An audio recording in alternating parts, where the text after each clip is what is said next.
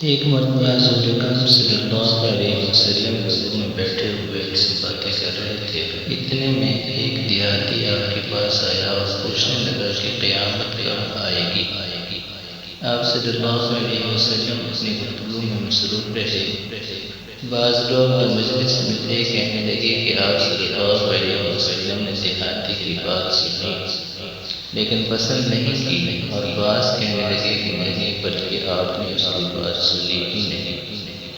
جب آپ اپنی باتیں پوری کر چکے تو میں سمجھتا ہوں کہ آپ صلی اللہ علیہ وسلم نے یوں فرمایا کہ وہ قیامت کے بارے میں پوچھنے والا کہاں گیا؟